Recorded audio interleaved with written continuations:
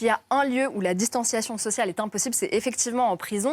Du coup, en France, la garde des Sceaux a annoncé mi-mars plusieurs mesures pour limiter les risques, c'est-à-dire une diminution du nombre d'entrées, des libérations anticipées, moins de promenades, mais surtout aucune visite et aucune activité. Donc le résultat, c'est que le 8 mai, il y avait 118 détenus qui ont été testés positifs au Covid-19 et seulement un seul détenu qui est mort du virus à Fresnes. Mais la réalité du quotidien, en fait, elle est très différente. Elle reste risquée. Les prisons sont toujours surpeuplées, toujours insalubres. Moi, j'ai rencontré Charlène. Son mari a été incarcéré en janvier dernier dans une prison du Grand Est. Elle ne l'a pas vu depuis. Cette semaine, on le sait, les parloirs vont rouvrir. Mais avec une petite fille de 3 semaines et en habitant à plus de 100 km de la prison de son mari, elle ne sait pas quand elle va pouvoir le revoir. Donc, c'est très difficile de maintenir un lien. Ça veut dire que son enfant est né alors que son mari était en prison, c'est ça? Tout à fait. Et son mari ne peut pas le voir. Exactement. Et donc, elle ne sait vraiment pas quand est-ce qu'elle va le revoir. Donc, elle a décidé de témoigner, de prendre la parole pour dénoncer les conditions de vie des détenus pendant l'épidémie. Mon conjoint était incarcéré à la maison d'arrêt de Châlons-en-Champagne depuis fin janvier. Donc, je ne l'ai pas vu depuis fin janvier. Les parloirs ont rouvert. Est-ce que vous savez quand est-ce que vous le verrez? Pas tout de suite. Il est à combien de kilomètres d'ici? 190. Donc plus de 100 km, ça ne rentre pas dans les conditions de la dérogation qu'on a le droit de faire. Le motif familial ne rentre pas du tout dans ce cadre-là, donc non, je ne vais pas pouvoir le voir. Donc il n'a jamais vu sa fille, on ne sait pas quand il pourra la voir. Il ne la verra pas, à mon avis, pas avant qu'elle ait 5-6 mois. Là, ils sont combien par cellule?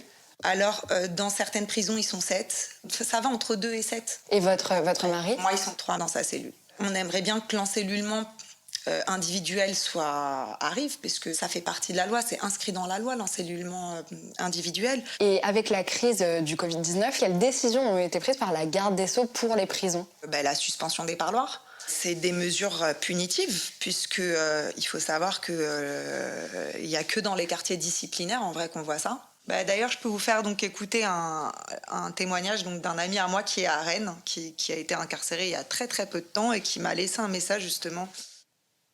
Tu peux rien faire, il n'y a pas que le parloir qui sont supprimés, il n'y a plus de sport, il n'y a plus rien, t'as plus d'activité, t'as juste la promenade en fait. Donc c'est 1 heure par jour, donc ça veut dire un enfermement de 23 heures sur 24. Alors qu'en temps normal, Ils avaient 2 promenades, mais ils avaient aussi des activités comme travail pénitentiaire, ils pouvaient avoir l'école, ils peuvent avoir la salle de sport, ils peuvent avoir des activités comme ça. De la javel, ils nous en ont pas donné plus que d'habitude. Ils sont battés les couilles par rapport au Covid, c'est comme si ça n'existait pas pour nous. Voilà, c'est comme si le coronavirus n'existait pas. Il n'y a pas de mesures supplémentaires. Votre conjoint, qui est dans une zone rouge, 2 mois après l'épidémie, donc 2 mois après le confinement, il n'y a toujours ni masque ni gel dans cette prison. Alors, les surveillants ont des masques. Voilà. Le gel, je ne sais pas trop ce qu'il en est, mais en tout cas, les détenus à leur niveau, ils n'ont rien du tout. Donc forcément, il y a une peur qui s'installe, puisqu'ils voient qu'à la télé, il faut avoir des gestes barrières, 1 mètre de distance, ils sont à 4 dans une cellule, le gel hydroalcoolique leur est interdit, ils n'ont pas de masque. Mais est-ce qu'il y avait peut-être droit à plus de douches par semaine? Non, il y a 3 douches par semaine, et puis dans des conditions où on n'y laverait pas son chien. Est-ce qu'ils font partie des oubliés en fait, de l'épidémie? Oui, bien sûr, complètement. Ça reste un détenu, c'est un rebut de la société, donc pourquoi s'en occuper? Mais ça reste un être humain, la vie humaine. Au bout d'un moment, c'est comment est-ce qu'on qualifie une vie humaine?